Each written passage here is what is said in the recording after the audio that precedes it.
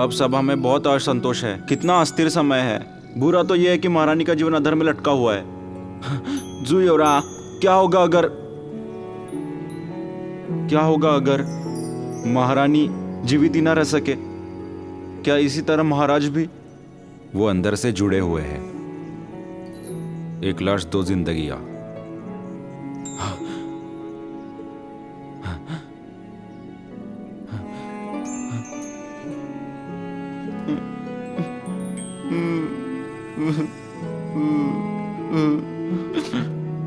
वास्तव में एक अंतिम समाधान है।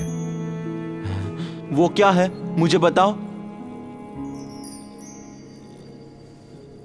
बड़े वैद्य जियांग, एक बार उन्होंने आत्मा तोड़ने वाली औषध बनाई थी। शायद वो काम करेगी। आत्मा तोड़ने वाली ऐसी कौन सी दवाई है?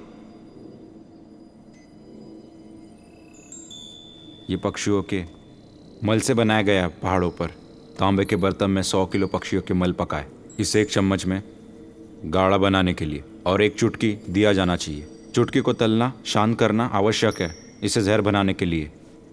इसे लेने से क्या होता है? एक दिन के बाद इसका कोई इलाज नहीं है। इसमें वक्त लगता है, लेकिन मनुष्य की चेतना लुप्त हो जाएगी और दूसरे व्यक्ति की चेतना अपने शरीर में वापस चली जाएगी। दूसरे शब्दों में, अगर महारानी इसे ले भी ले तो उनकी आत्मा लुप्त हो जाएगी और तब महाराज की आत्मा वापस आएगी ताकि महाराज जीवित रह सके। बिल्कुल। पर इसे महारानी ले लेती है तो?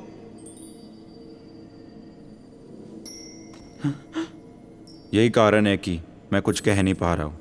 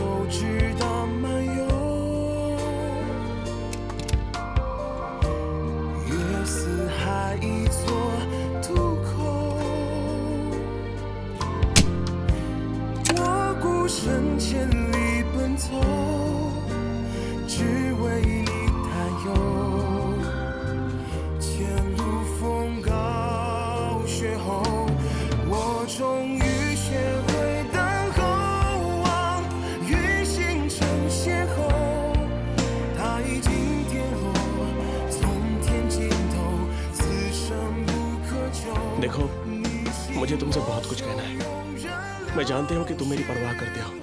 देखो ली, मुझे ये भी पता है कि तुम मुझसे सच्चा प्यार करते हो। हम एक दूसरे को तब से जानते हैं जब हम छोटे बच्चे थे, लेकिन मैंने तुम्हें हमेशा अपने दोस्त के रूप में ही सोचा है। मुझे पता है वैद्य आपके हालत के बारे में कुछ भी नहीं बोल सकते। मैं आपके बारे में चिंतित था, लेकिन मुझे नहीं पता क्या करना चाहिए। मैं जानती हूँ कि तुम हेंगशांग के बेटे हो, और मैं ये भी जानती हूँ कि हेंगशान इस बार अपना झगड़ा वापस नहीं लेंगे।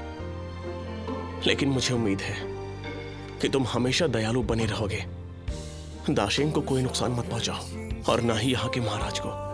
तुम्हें महाराज की सहायता करनी चाहिए। यू, आपने ये क्यों कहा? जिनियो, तुम्हें मुझसे वादा करना होगा।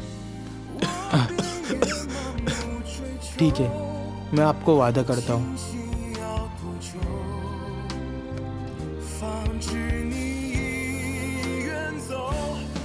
हम एक साथ बड़े हुए हैं, इसलिए मुझे विश्वास है कि तुम हमारी दोस्ती की इज्जत करोगे। यू, चाहे बाहर कुछ भी हो, मुझे आपकी परवाह है।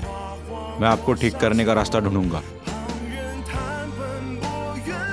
मैं थक गई हूँ, मुझे जाके आराम करना चाहिए।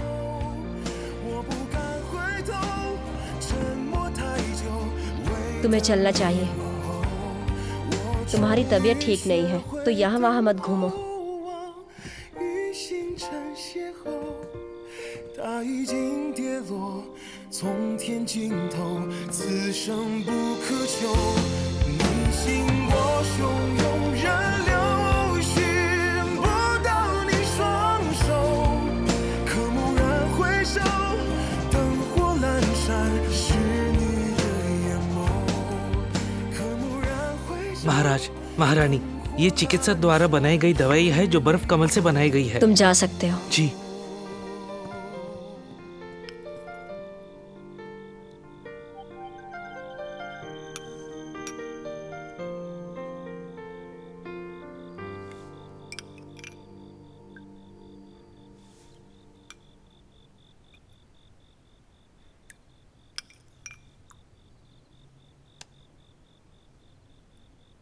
मुझे अब और दवा नहीं चाहिए।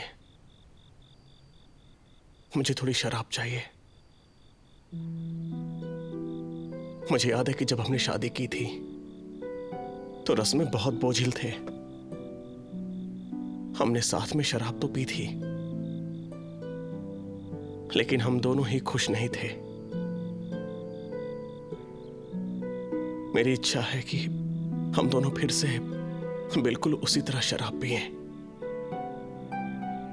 जैसे हम पहले पिया करते थे। ये आसान है। जब तुम ठीक हो जाओगी तब हम 3 दिन तक शराब पिएंगे।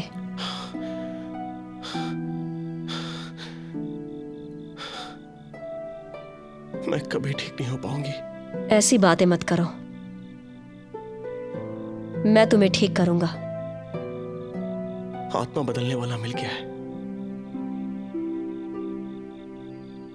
कल हम अपने अपने शरीर में वापस जा सकते हैं।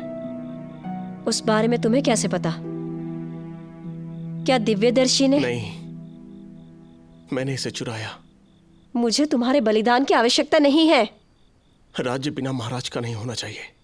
भाई शायद वैद्य जियांग से मिल गए होंगे। वो रास्ते में ही होंगे। कुछ दिनों बाद ग्रहण होगा, तब तक इंतजार कर। ईशान आप पर नजर बनाए हुए हैं। अब हम जियांग को नहीं ढूंढ सकते और हम ये भी नहीं जानते कि वो जीवित है या मर चुका है।